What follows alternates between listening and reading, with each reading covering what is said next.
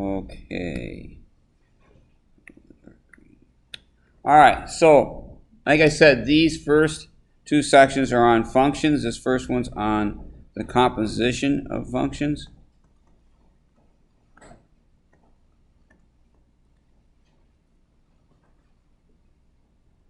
And I could just launch into it a little bit and give you some kind of the nuts and bolts, and we could just do it. But I wanted to try to give you something you could kind of latch on to a little bit. So I played around with this problem, and it's kind of hokey, but I thought, well, maybe it'll work. So here's how it basically goes. A lot of people have chickens. Maybe some of you have some chickens, okay? And they raise the chickens. So here's what I thought. So let's say that you got some chickens, and the chickens are gonna lay eggs, and you're gonna sell the eggs and make a little bit of money. All right. But in order to have the chickens, right, you gotta have some feed for them. And I figured there had to be some way that you would have to house these chickens. All right. So anyway, I came up with, I looked this up, and it's like $22 for a 5-pound bag of feed for these chickens. All right. And then I found out that a chicken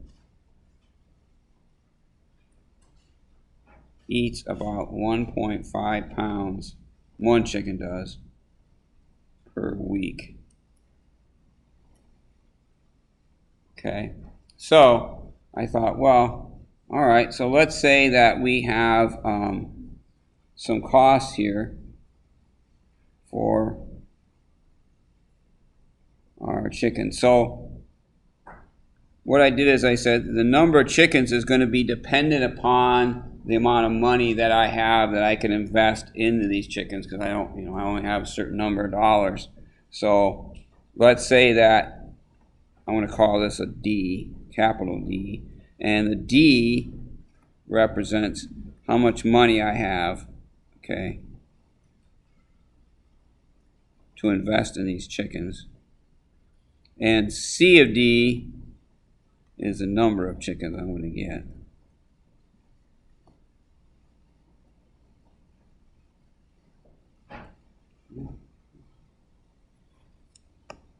This is pounds. Make sure it's not 1.51. So then I was kind of playing around with this, and I thought, well, okay, so if I wanted to write a function for the number of chickens I could get depending upon how much money I had to invest in these, D is the amount of money I have. The first thing I'm going to do is buy the feed, right?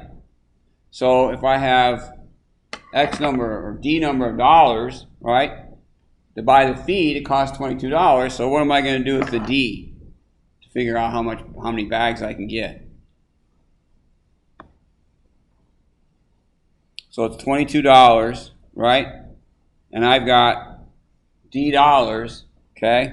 What am I going to do to figure out how many bags I can get? What would I do with the D and the 22? Yep. So I'm going to divide that by 22, okay?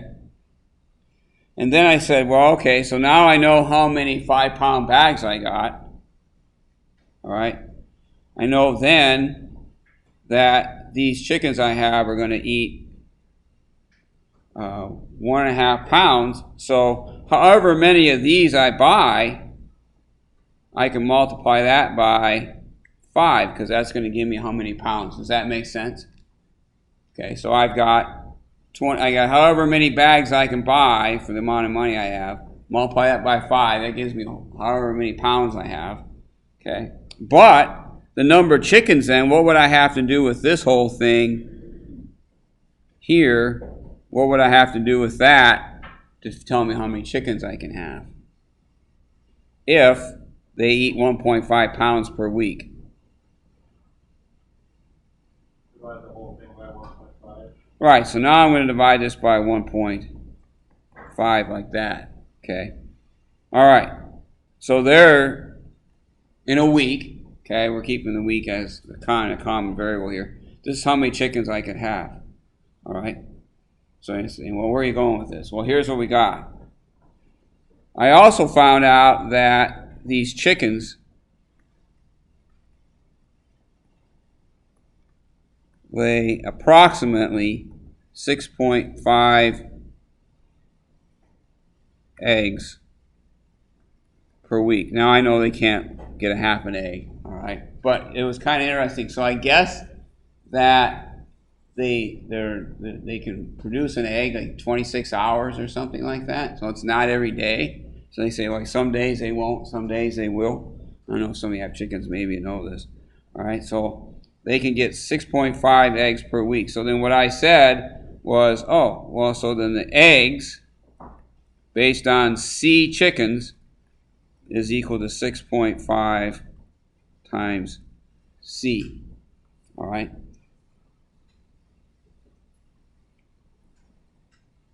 So here's the deal. If I want to write a function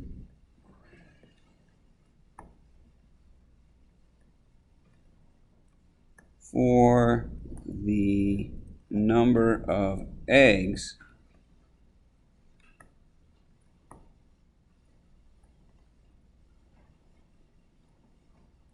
per this one per dollars that I have,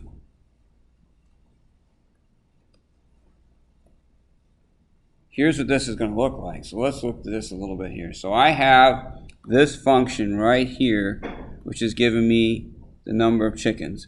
And then I have this one, I want to use this color, which is giving me the number of eggs. So what we're going to do is we're going to take this one and substitute it in there, which gives me a whole new equation here. So E of D, because it's in terms of dollars, is 6.5 times all of this stuff up here.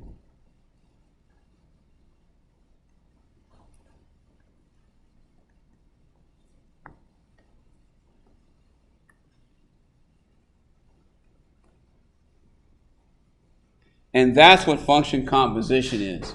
So it basically takes this one function and substitutes it in for the variable in the other function, as long as these two things are describing the same thing. Okay?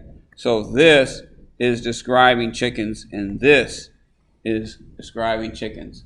All right? So then I can substitute that in. That's what function composition really is. All right?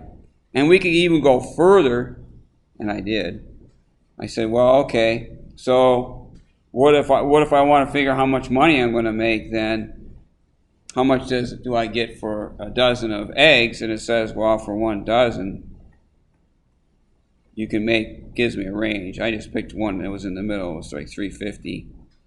Okay, so then I could take the amount of money I'm going to make, or I guess it'd be income, wouldn't be necessarily profit. So income is equal to the number of eggs that I get. So that would be 3.5 times 12E. But this guy could slide in there, and then you would have, based on the number of dollars you invested, something like this.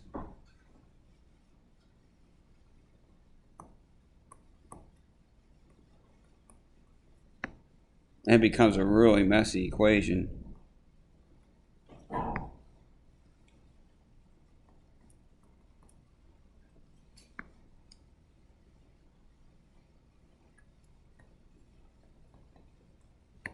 Okay. But that's how function composition works. All right. It's just you're taking one function and you're substituting it in to the other one. All right. So I was trying to find something you could kind of grab onto. I don't know if you did or not with that.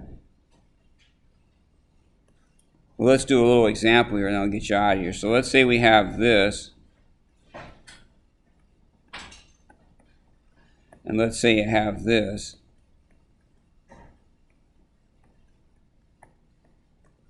Okay, so those are our two functions. And we're going to do function composition on this. All right. Now, here's how I like to write function composition. And this is how they like to write function composition.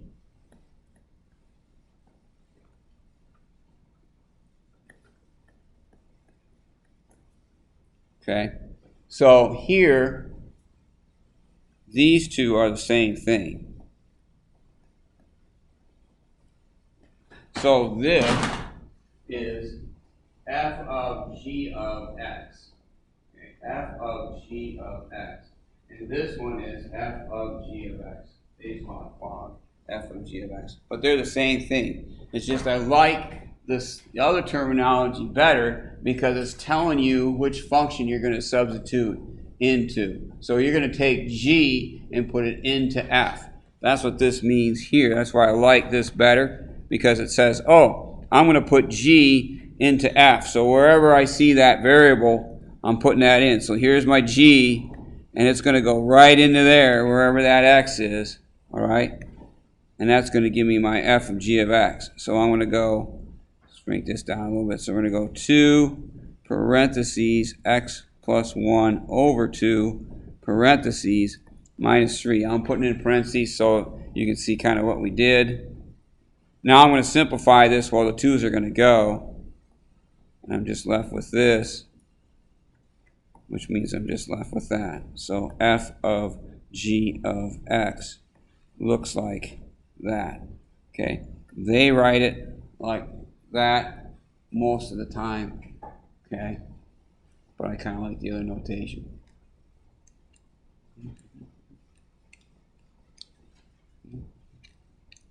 So again, we're taking one function and substituting it in, or into the other function. Okay, f of g of x. If we went the other way, that would look like this: g of f of x, or g of f of x. So now we're going to take the f function and put it in for the g. So then this is going to go into there. All right, so that's going to go into there. So then we would have 2x minus 3, and then plus a 1 divided by 2. 2x minus 2 divided by 2. And these 2's are going to cancel because they're all over the place. And we're left with x minus 1. Okay, notice that these two things are not the same. Okay.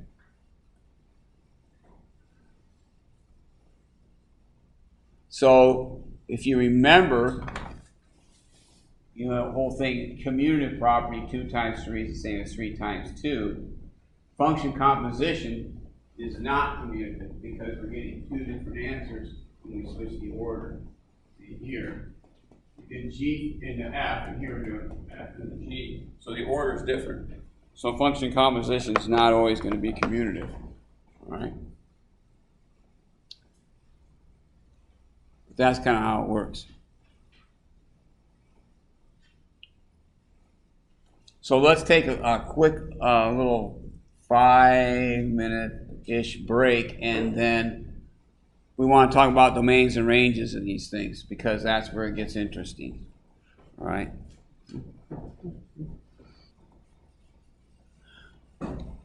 Okay, looks like most of us are back. So let's do a couple more of these type of problems because this is kind of what you're going to see, and then I want to talk about the domain and range of this whole thing. All right? So let's go back to where we were here.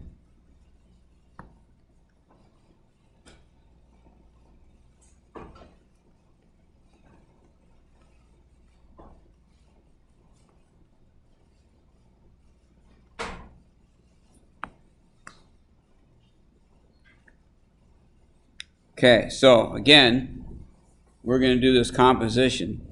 All right, so wherever we see, if we're going to do f of g of x, then the g, always working on the inside, is going to go into the f. All right, So this G is going to go right there. So we're going to have in parentheses x minus 1 squared minus 2. G is going to substitute in for that x. All right. Now, usually you want to take it and simplify it. Okay? So when you have a situation like this, go ahead and simplify it, get it into a decent form. All right? So here we can just write this twice and FOIL it. Okay? Because that's what squaring means. And we just do that.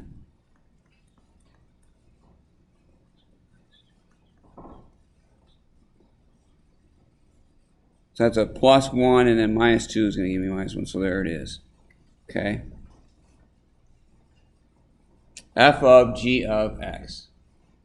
All right, G is going to go in to F. Let's try another one here.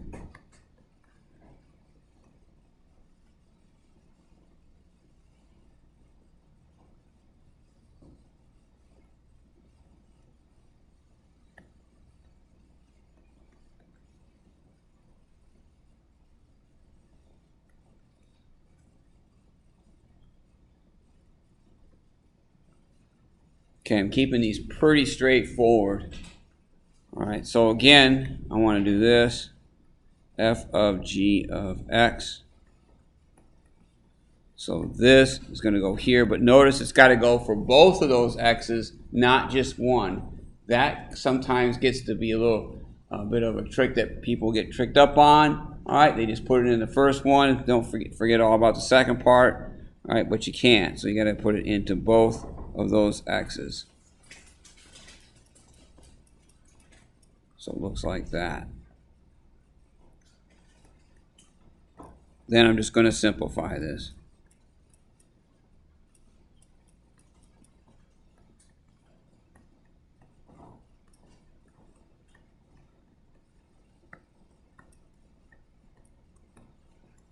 All right.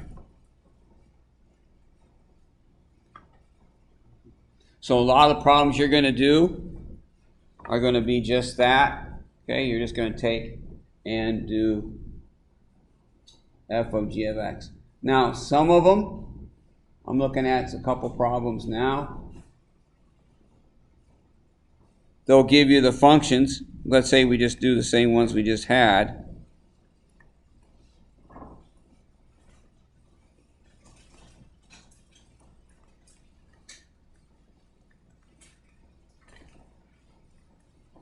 And they're going to say do g of f of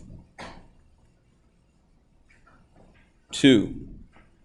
Okay? So what we would do here is start with the f. Okay? Now see, I would write this as g of f of 2 because that makes more sense to me. Okay? So I'm going to start with the f. I'm going to put 2 in there first, figure out what f of 2 is. I got lots of 2's here.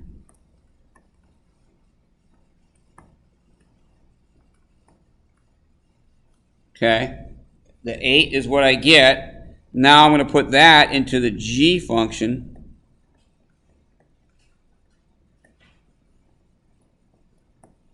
And there's the answer. All right? So sometimes they'll ask you to find g of f over f of g over whatever it is of x, where you're taking the whole function. And sometimes they're just going to say, hey, use this number. All right? But you always want to do this first. It's almost like you're working outside or inside to out. Okay, so we're going to take f of 2 first, figure out what f of 2 is. That then goes into the g function. It becomes that. Okay. Any questions on that function composition that we're done so far?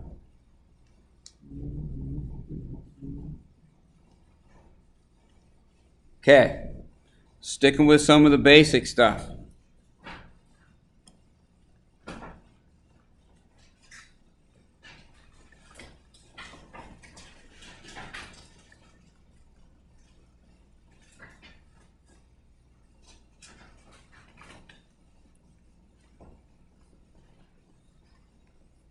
All right, what does this mean?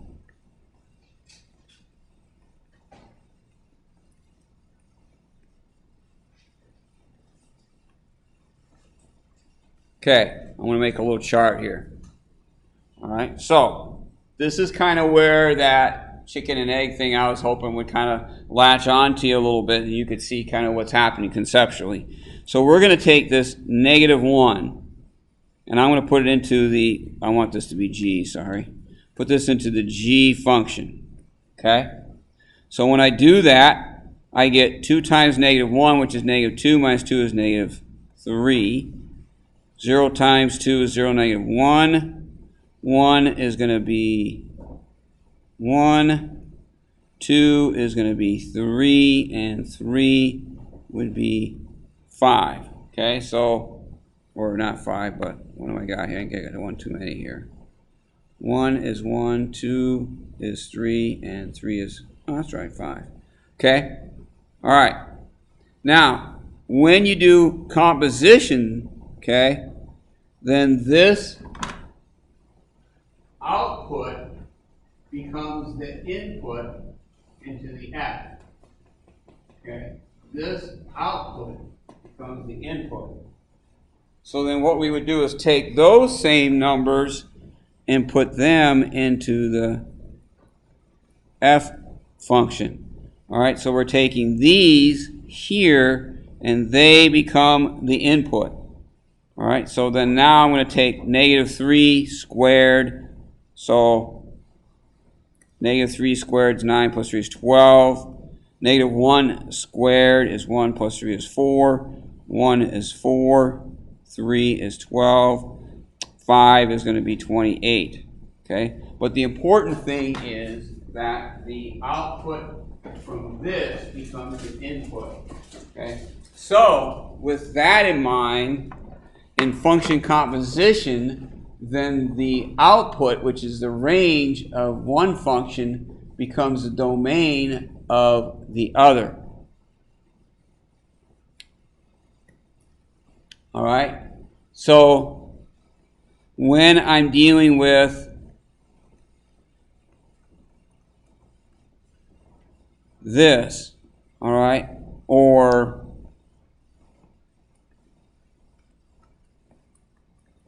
this, then the range of F, okay, becomes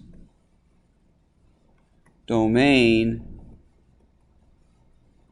of G. All right? The output becomes the input.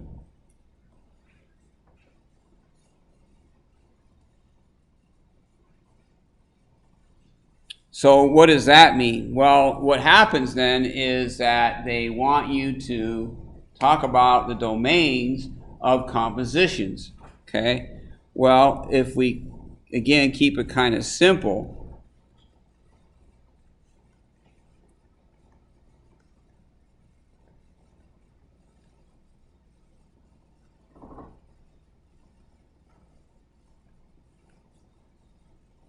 and we simply just talk about, say, G of F of X, okay, here's how that works. Well, the domain of, first of all, the domain of the F function, what's the domain of an x squared plus 1? What's that going to be?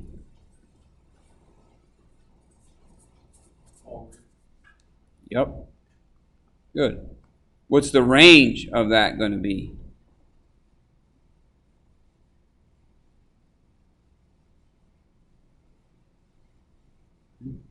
What's our smallest y value?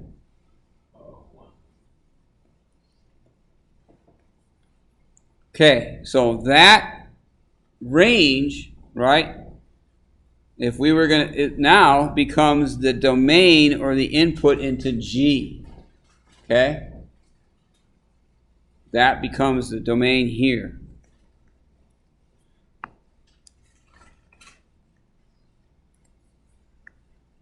So now the only thing I really consider are these numbers. So when I find G of F of X, okay, then I'm only really going to consider those ones because that's the only thing I'm getting out. All right, so that becomes that. Then the range is whatever that is. Okay? So let's take a look at it graphically. So let's do this. So let's go into Desmos and let's graph it, all right, and take a look at it. So I'm going to zip over to here. Okay, and I'm going to get rid of these guys and get rid of these guys. So here's what I'm going to do. I'm going to type in f of x, all right, equals x squared plus 1. There that is. And then from down here, I'm going to go g of x. G of x equals 3x minus 1. So there's that. All right, so these two here. Now, I'm going to turn these off. Well, let's leave it on for a second. So you can see here that range, right, greater than or equal to 1. Now that becomes the input into the purple one. So let's think about this for a second. So if the output is just greater than or equal to 1, right, and I put 1 into here, okay, I should get, if I put 1 into here, I'm going to get 2, right? Okay, so if I put 1 into here, I get 2. See how this is 1 and 2 right there? All right, so if I put 1 into the purple function, I'm going to get 2. So let's see what happens when we do this. So we're going to go g of parentheses f of parentheses x. And I'm going to turn this off and this off. All right, so this is what I end up getting, is right here. Okay, see how 2, that's the smallest value I have because the output of this was giving me 1, and I put 1 in there and I got 2. Everything else was larger. All right, so I'm only going to get this. Okay? So composition with domains is a little bit different. You have to remember that the range of this, the output, becomes this input. So there's no reason for me to get values. Since this range is greater or equal to 1, I'm not going to get anything lower than that 2, since I put 1 into here, and that's what I get is 2. All right. If I turn these on, back on again, right, there's that 2 value right there. Okay. What if we switch it around? Okay. So what if I do this, and I make this an F, and I make this a G? So now I'm going to turn these back on again. Okay, so starting with this. So what's the domain of the G function? What's the domain of that? That's the purple. What's the range? All real. So then the input into this is going to be all reals because that's what the range was. Okay, well, the domain of all reals just gives me this nice function here, right? So that means if I hide these and I click on this, okay, this is what I get. Now let's put the G one back on. See how the range of these things are the same, okay? It doesn't look the same, but the range for the black one is 1 and for the green one is 1, okay, greater than or equal to 1, because their inputs are the same. The input for the green was all real numbers, and the input for the black one was all real numbers. Okay? So they're the same thing. So the output becomes the input. And it's nice that Desmos will draw this for you, this nice composition. Okay? That's going to be helpful to us. So where does it get tricky?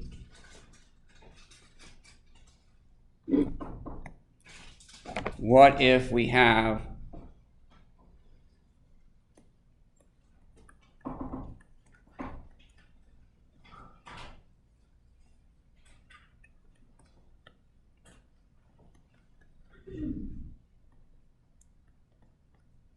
something like that, okay? And I want to find g of f of x. Okay, so we got to think about this. Domain, range. What's the domain of the f function? All real. What's the range of the f function? Good. Now, here's what happens. So this input, or this output, becomes the input into the g. But there's a problem. Why is there a problem? X cannot equal 0, right? So, yeah, this becomes the input, but we got to kick that out. So when 2x minus 1 is equal to 0, we got a problem. Okay? We can't have that number. So we're going to solve this out, figure out when 2x is equal to 1, x is going to be equal to a half. We can't have that.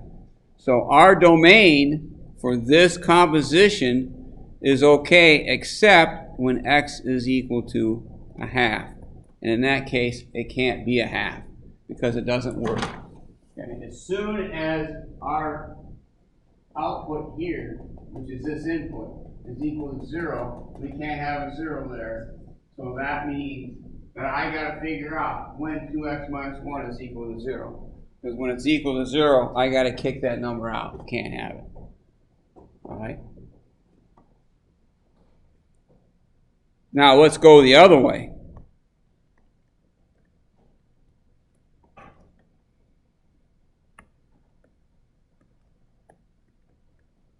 So I'm starting inside. So what's the domain of the g function?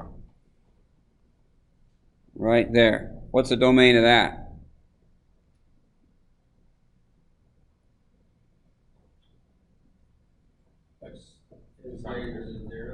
X can't equal 0, right?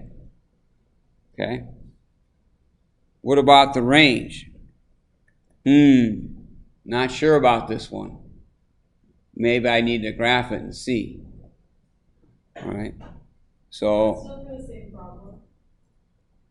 Is it the same? We're using the same F and G's. Okay. Not changing anything. All we did was switch the order. See how this order has changed? Okay. So quickly do a graph on g of x, 1 over x. Tell me what the range is. Unless you know it.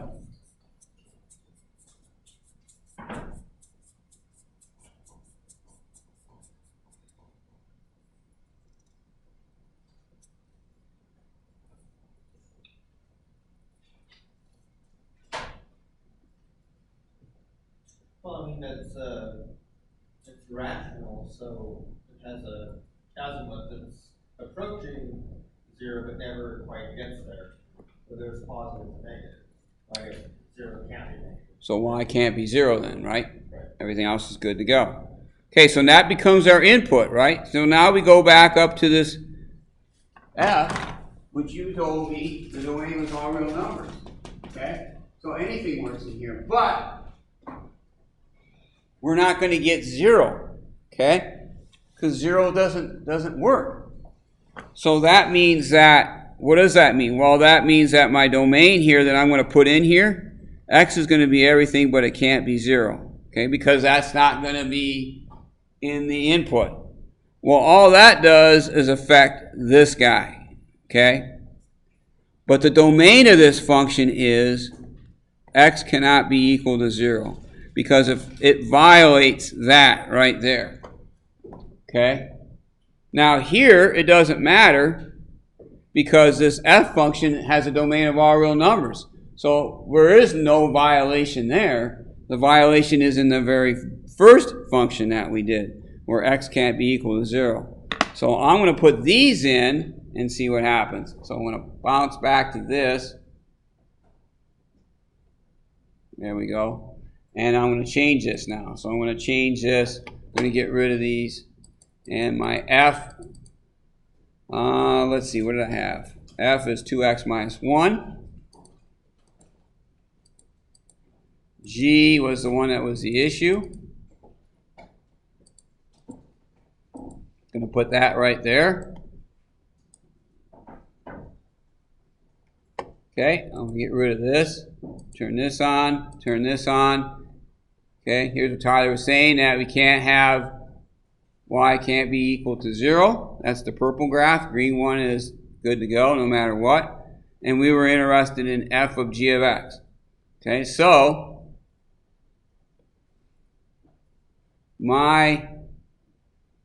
here I'm getting all real numbers, but I'm not going to get x is equal to 0. So let's see what the composition of this looks like. Notice that x is not 0. Okay, so the range of this is everything. Oh, this time it looks like it's hovering about 1. Okay, it's not going to be 1. Everything else is okay. Why isn't it 1? Or why is the range 1? Why is the range of this 1? Not equal to 1, I should say.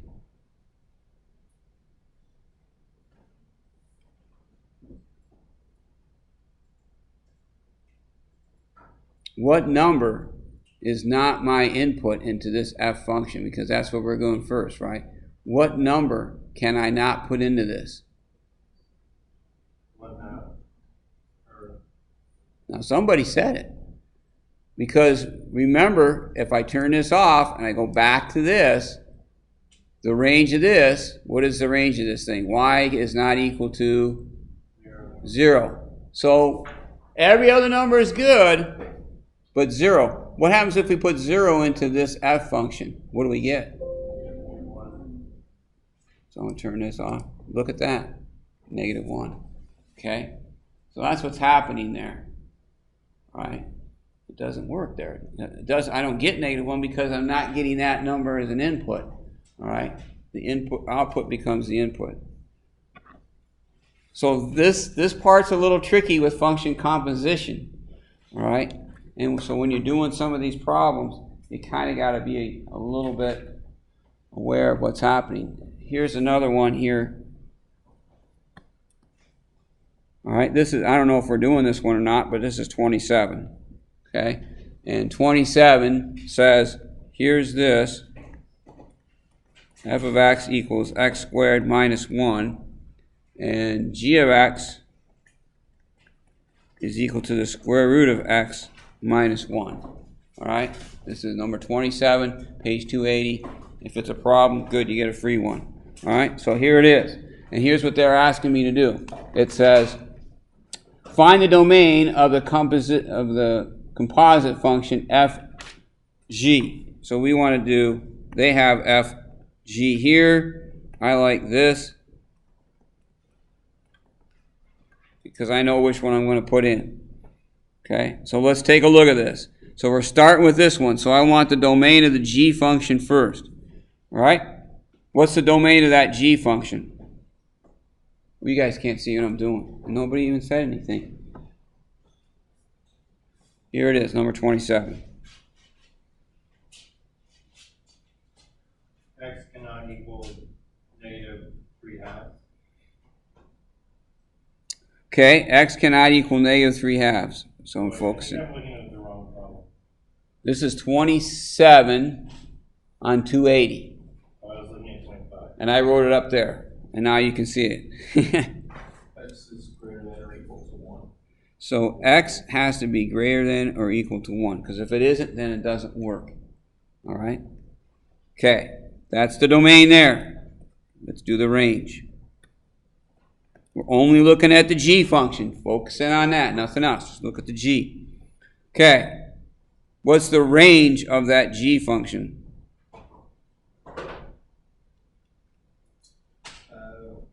1 to infinity. Could I have, does everybody agree with that? You have 0. You can have 0. Okay. So then we're going to say 0 greater than 0 then? Does that make sense? Okay. All right. Remember, this now becomes the input into the f function. Okay. So I'm only going to get numbers that are greater than or equal to 0. All right. Let's go up to this. Are there any restrictions on the domain of the f function? Is there anything that's not going to work in there? No, it's all reals. Okay? So we're good. This is all reals. So when we do this, the only thing that's going to happen is we're going to get x greater than or equal to 0. So if x is greater than or equal to 0, then I should be able to predict what the range of this looks like. All right? And if I'm not sure, I graph it in Desmos to kind of give me that verification.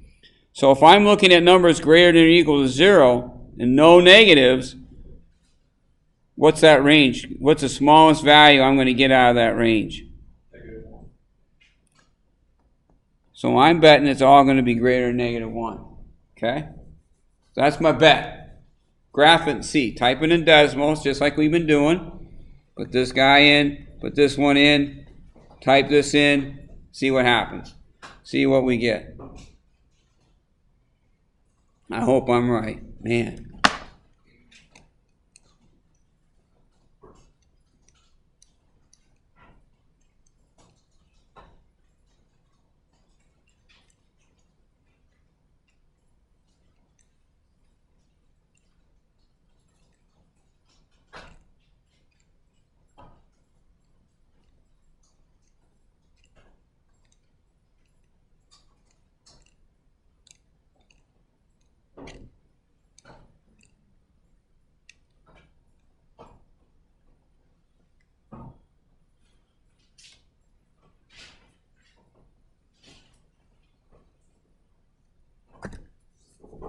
Well, how'd we do?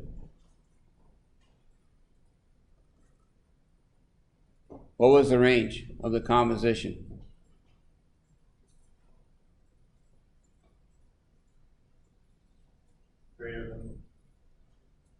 I got greater than 1. Greater than 1? Was it x squared plus 1 or x squared minus 1? X squared minus 1.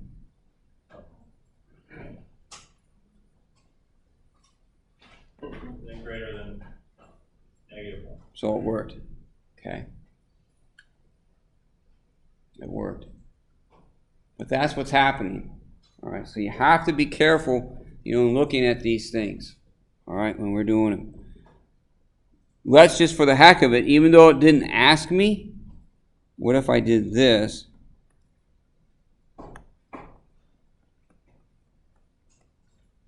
Okay. Now, I'm going to start with the f. I already know the domain for f, just all by itself, is all real, since you told me that. Okay. The range, just f, all by itself, greater than or equal to -1. Okay? All right. But now, I'm going to take these outputs and make them the inputs into this. Okay? But here's a problem. I can't have -1 because all my x values have got to be greater than 1. So what I have to do is take and figure this out. When is x squared minus 1? Okay? I need it to be greater than or equal to 1, because when it's not going to work. Okay? It just isn't going to work, because if I have a 3/4, it's going to give me a negative number. Okay, so I got to make sure that this x squared minus 1 is greater than or equal to 1. So I add a 1, I get x squared is going to be greater than or equal to 2. X is going to be greater than or equal to the square root of 2. Okay? But it could be less than or equal to the square root of -2. Either of these things are going to work. Okay? So this is going to be a really weird looking graph. So take it and flip it. All right? So go ahead, instead of graphing f of g of x, graph g of f of x. All right? And I think I know what you're going to get.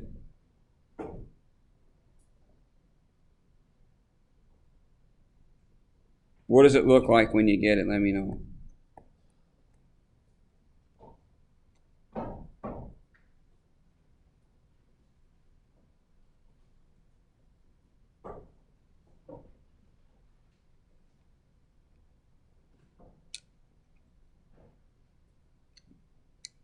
What are the x-intercepts? Are there any x-intercepts?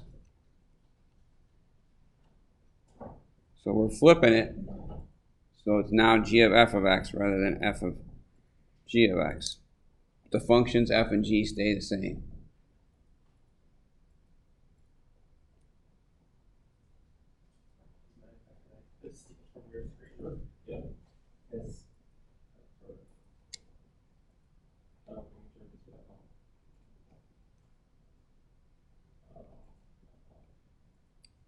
So what are we getting? What's it look like?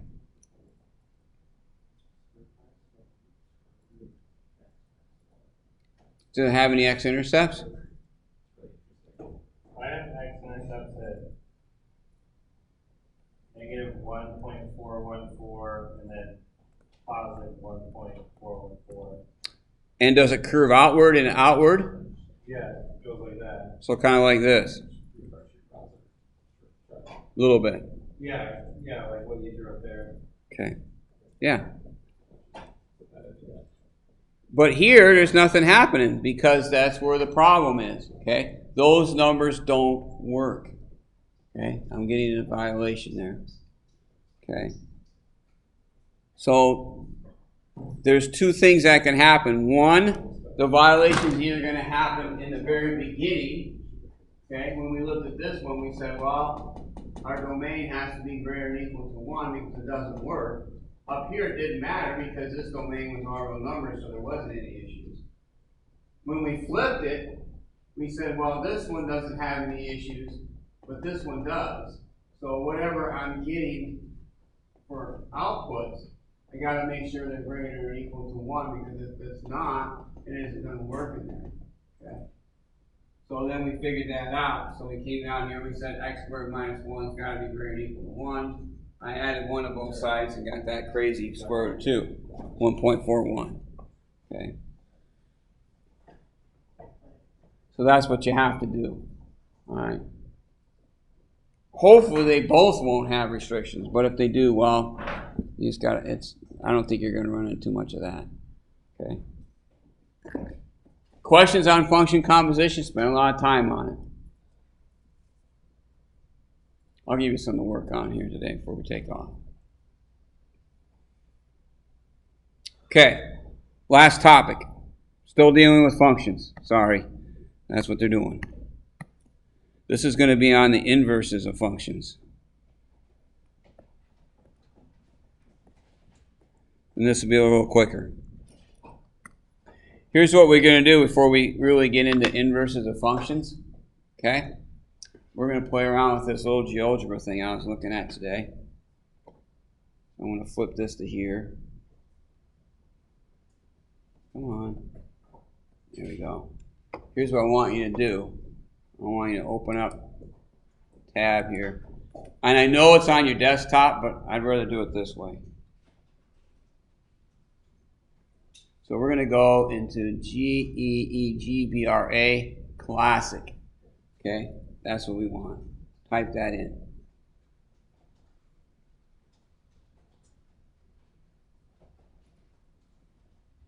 Okay, GEOGBRA, GeoGebra Classic. Some of you may have messed with this in the other classes, I'm not sure. Okay, Classic's one we want. When we do that, we get this. Okay, I'm just going to hit this very first one, and you should get a screen that looks like this. Okay.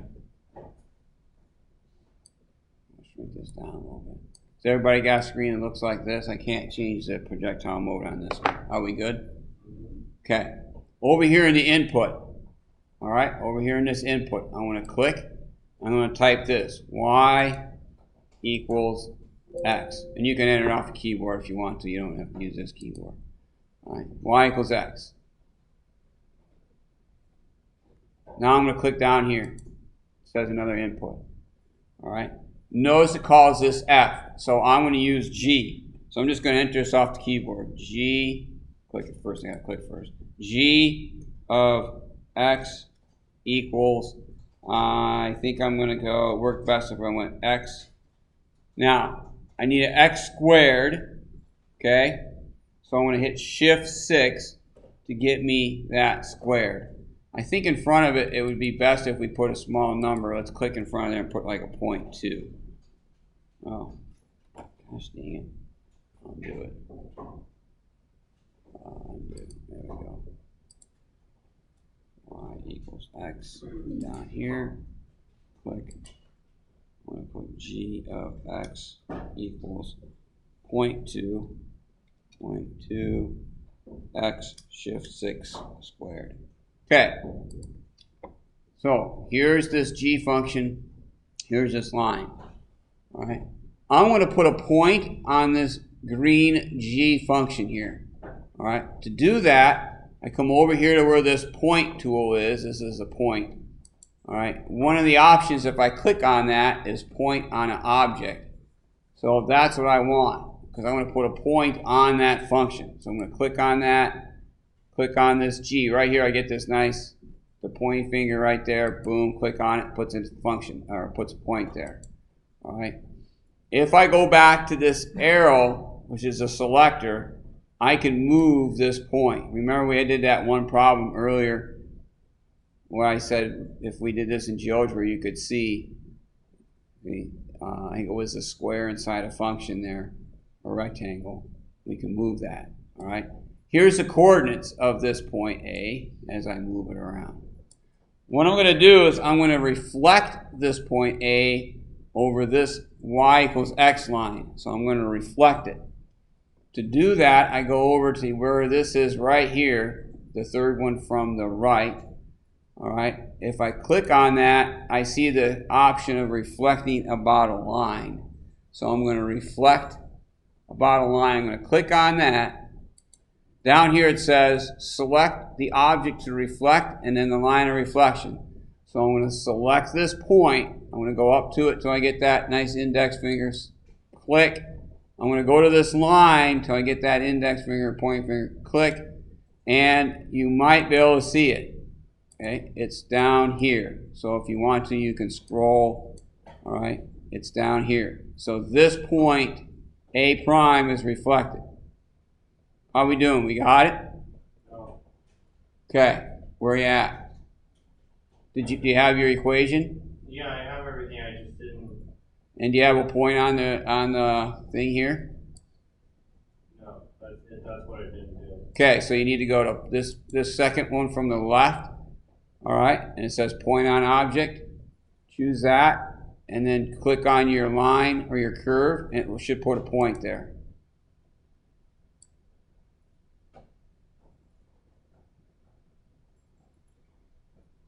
Yes? Yeah, I just need to reflect it on the line. Okay, and that was right here. Reflect. And you click the point first, and then the line. All right. Now, notice that it gives me this A point and the reflection, which they call A with an apostrophe, which is A prime, down here. So it's telling me the coordinates. Now, here's what we're going to do. It's kind of cool. So we're going to make sure you're on this guy, this selector here, okay? We're going to come down here to this A prime point, and you're going to do a right click. When you do a right click, one of the options you get is Show Trace. We're going to click on Show Trace. When you do that, go back up here to this point A and move it. Okay? Move it. And what happens is it gives you the trace of that as we reflect it. Okay? This blue graph represents the inverse of the green graph. Okay? The blue represents the inverse of the green. A couple things to notice. What do we notice about these coordinates here?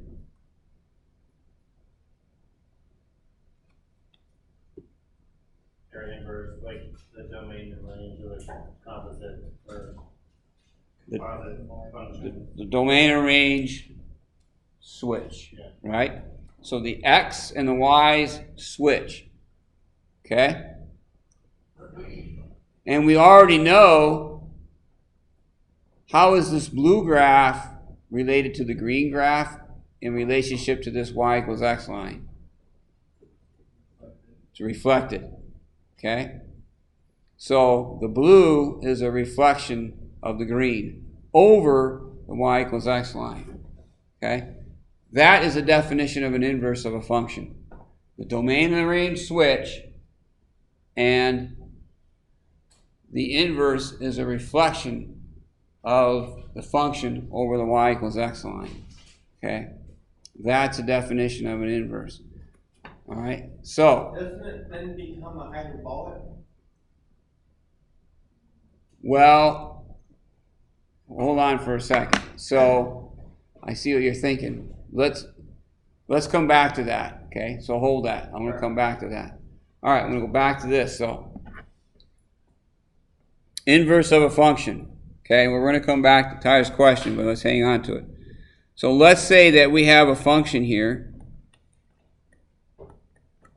okay, and we want to find the inverse of it.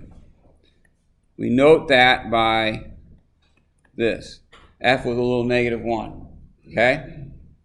There's two ways to find an inverse. I'm going to show you both ways, and you get to pick the one you like, all right, because I just want you to get it right. Okay, here's the first way. First thing you do is you set f of x equal to y. So what does that mean? So I'm going to take this, I'm going to go y equals 2x minus 1. Okay? Now, what did we just say happens to the x's and y's in an inverse? They switch. So we're going to use that idea right here. So I'm going to switch the x and the y. All right, we're going to switch them. That's what we want to do. We're going to switch the x and y. Okay, cool. Now we're going to solve for y. So I'm going to add the 1 over to this side, divide by 2, and there's my inverse.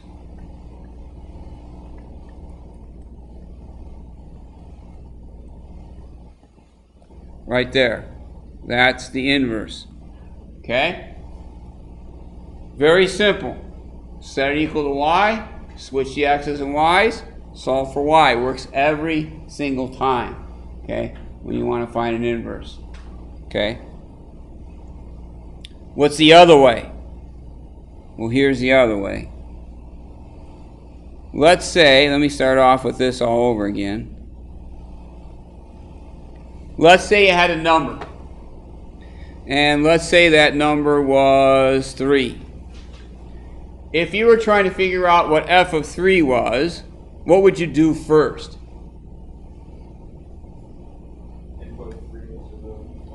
And then what operation would you use?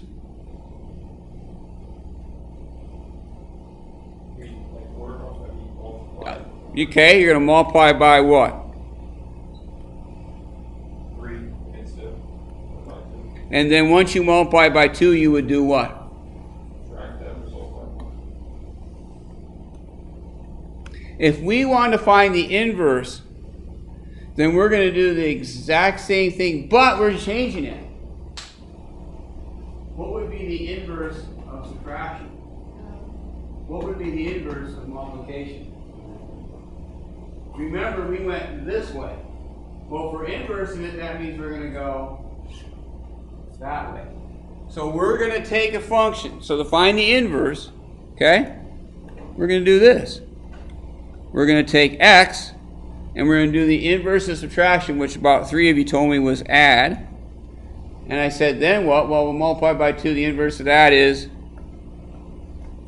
divide. There's your inverse. There it is. Okay? So you're using the inverse operations and you're switching the order that you do it in. Okay? This guy is pretty good, pretty slick when these functions are pretty straightforward. When they get a little harder, then it's a little more difficult to do. Okay? But here's the deal. So the definition of an inverse, okay, we just did it a few minutes ago.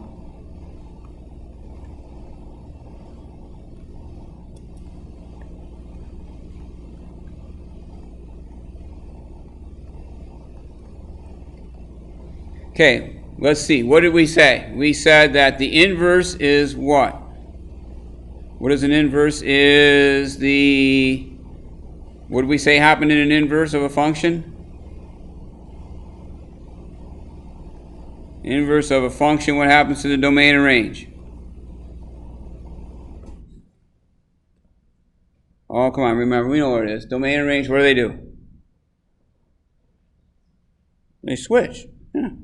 The inverse of a function, the domain and the range switch. They switch. Okay? And the other thing, oops, the graph of the function is, what did we say the graph was?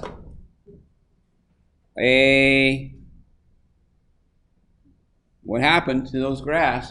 Remember what we did with that point? We reflect it, right? Is a reflection over what line? What was the equation of the line we put in there? Exactly. So the inverse of f of x, a function, the domain and the range switch, and the graph of the function f of x, I should put f of x here, I guess, is a reflection over y equals x. Okay? That is our inverse idea. Domain and range switch, and the graphs are a reflection over y equals x. Okay? So, let's go back to this idea here. He says, well, here's my function, right? I want to find the inverse of that. Okay? So, we got two ways of doing it. We can set it equal to y. And then what do?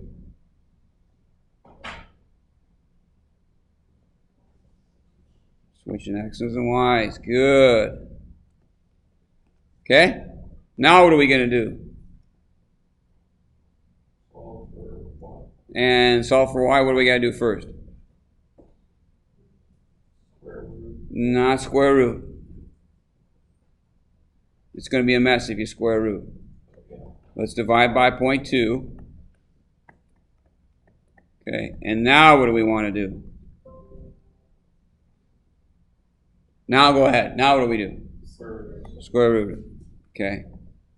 So, this is what we get. There's my inverse. So it's a square root. Okay. That's what it is.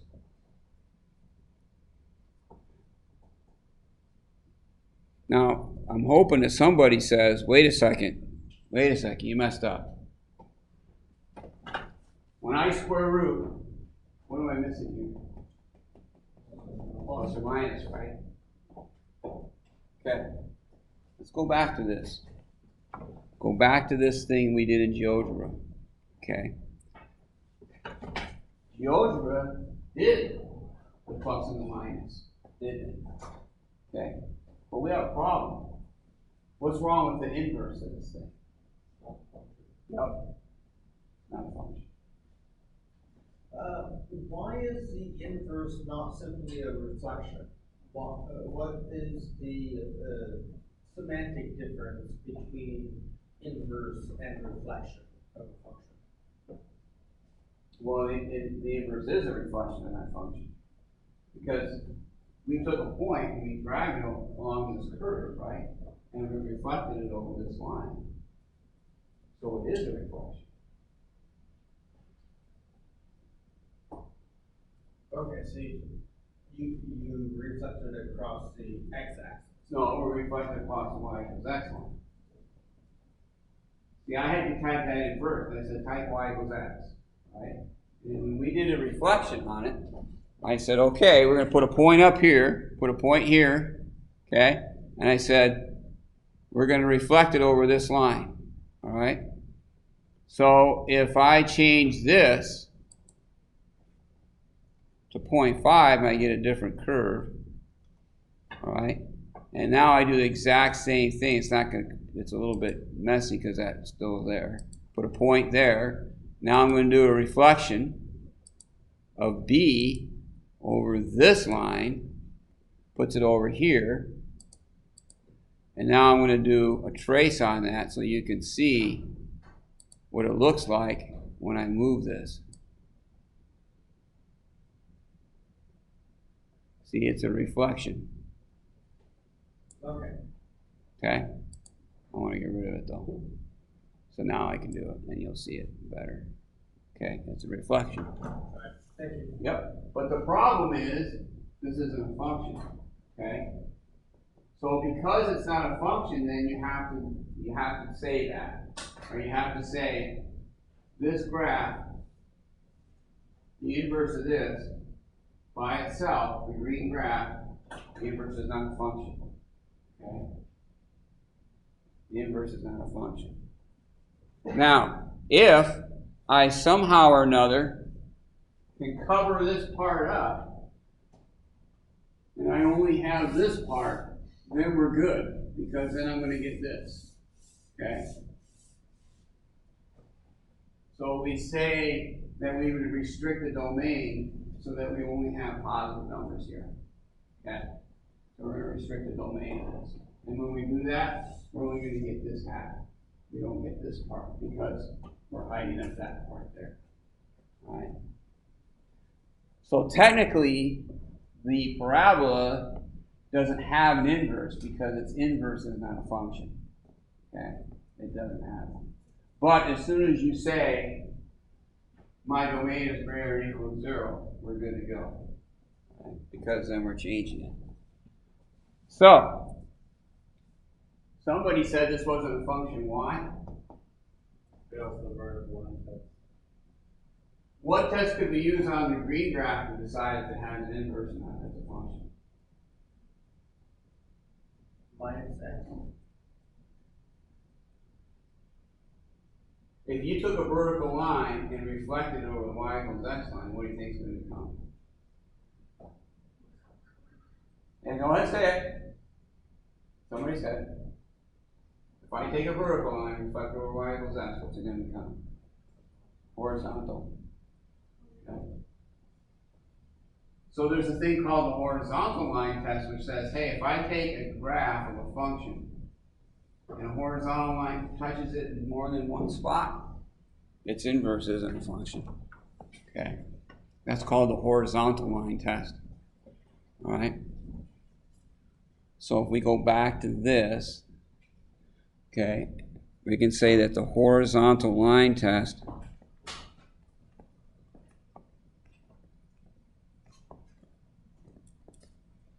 so if a horizontal line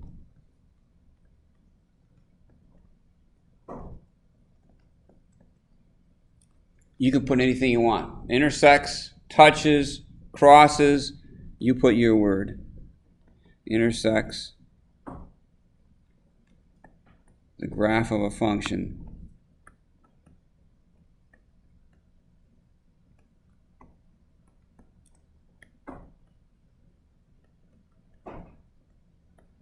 In more than one point.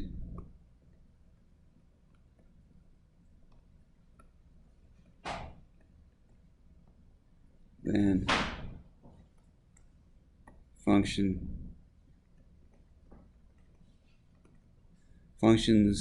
inverse is not a function. I don't know if that makes sense or not, but that's what it's basically saying. So if I have this, and let's say I have some absolute value, for example, perfect example right there, absolute value, I draw a horizontal line through it, hits it in two spots, that means the inverse is also not a function. So then what I have to do is I have to restrict the domain so that it works. Okay, and I'd have to restrict the domain in this case so that x is greater than or equal to 0. As soon as I do that, boom, I get a straight line. And that's obviously going to work. Okay.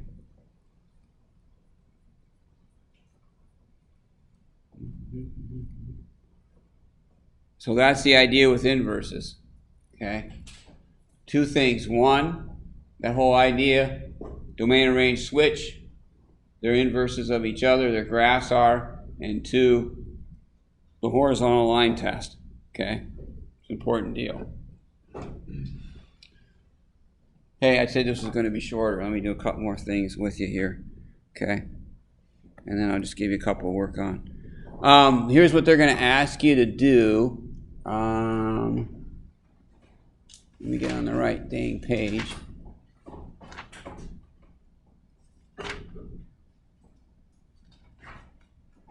They're going to talk about if a function is one-to-one.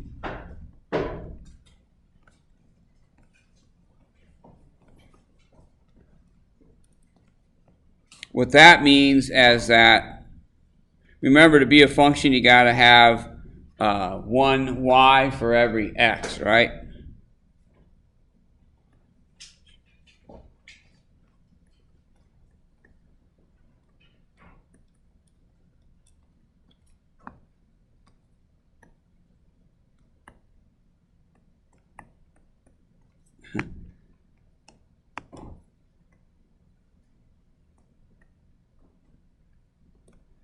Okay, 1-to-1 works both ways. So for each x, there's one and only one y, and for each y, one and only one 1x. Okay, so 1, 2, 1, 2, 3, 4. There's your domain. 5, 6, 7, 8. Yep. 1, 2, 3. Goes like that. 1-to-1. Okay. What that eliminates for us now is this situation where we had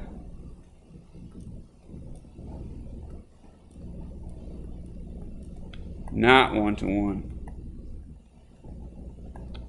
Okay. So this one is, yes, 1-to-1. And it doesn't pass the horizontal line test, so it doesn't work. All right. So as long as we've got a 1-to-1 relationship going both ways, we're good to go. That's what 1-to-1 means. Okay.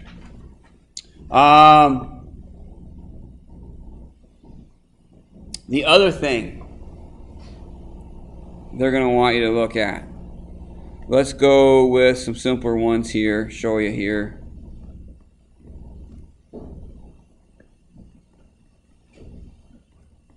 Oh, here, let's do this. Let's find the inverse. Okay? So let's do it the quick and easy way because I want to do this faster. All right. So here we go. What would we do? If we knew what x was, what would we do first?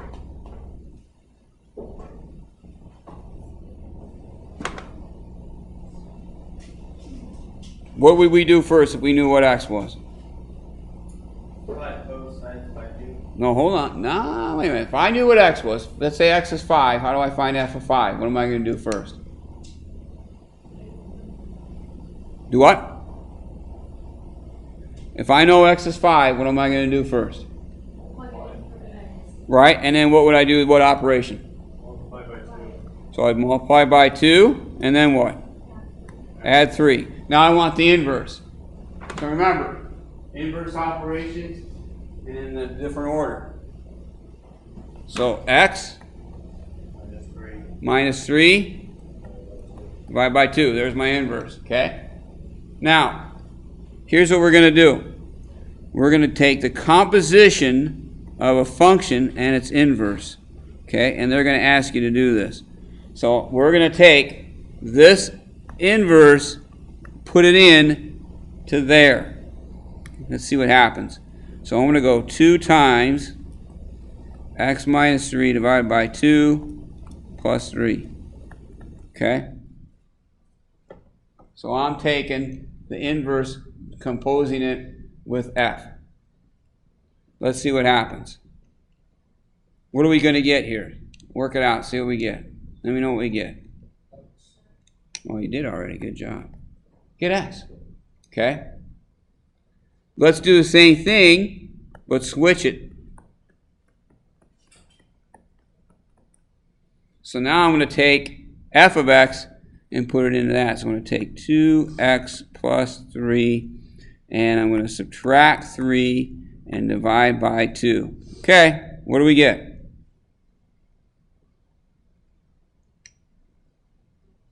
X.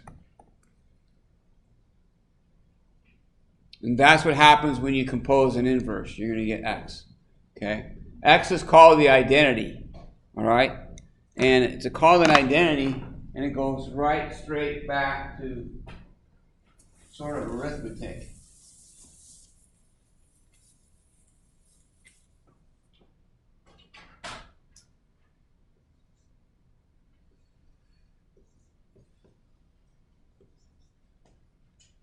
So 3 plus 0 is 3. 0 is called the identity for addition. Okay? What would I add to 3 to get that? Yep. 3 and negative 3 are inverses of each other. Okay? So function goes right back to these numbers. Same thing happens with this. One's called the identity for multiplication. Well, what are you going to multiply 3 by? That's the inverse of 3 in multiplication. Okay. Goes right back to that. So this is the identity. So if I take, all right, a function and compose it with just plain old x, I'm going to get that function. So if I take f of x, I get that function. Okay. So x is just the identity, and that comes right back to this idea here. Right. So that's why they work. Okay. I don't think there's anything else. You're just finding inverses. Okay. I don't care which way you do it. Either the quick way or the other way. All right. We didn't do one like this, and I'd feel bad if I didn't. Okay, this one can be done either way, actually. But if you do it this way, because you like this way,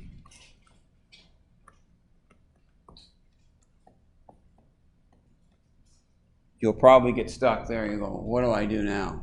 How do I solve for y? Well, we're going to do a little cross multiplication here.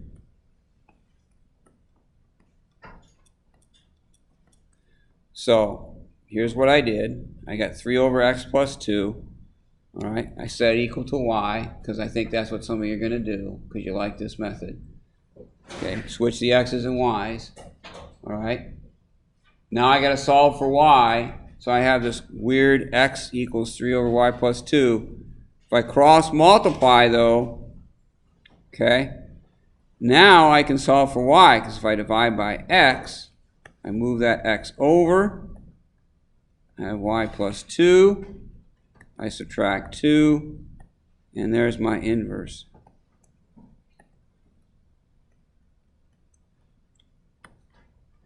Okay. There it is.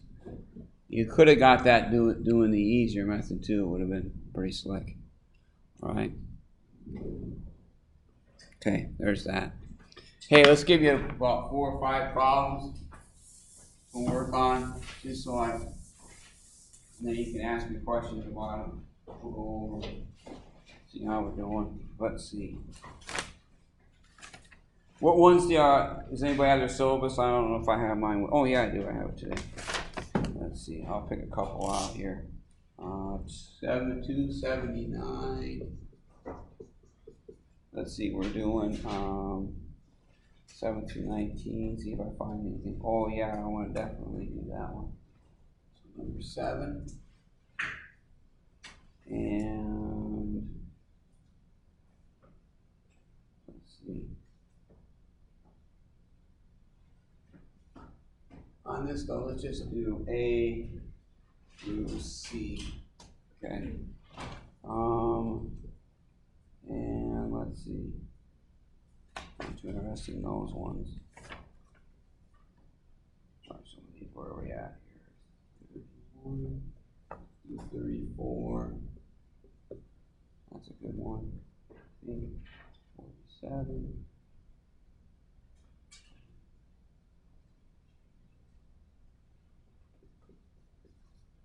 48 will look familiar, and then let's go to the inverse page.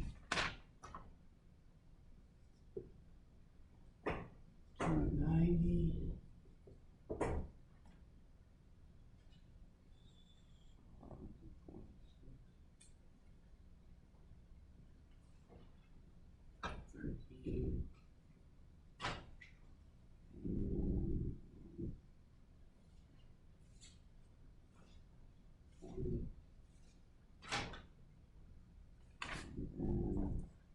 Finding some inverses.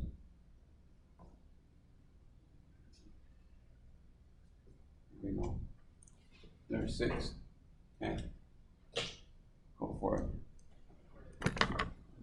What's the last three, though, is that 51? 51. 7. A through C on 279, 34 and 48, 290, 13, 20, and 51. Try those out. And we'll go over in about 15, 20, I guess, 15 minutes maybe.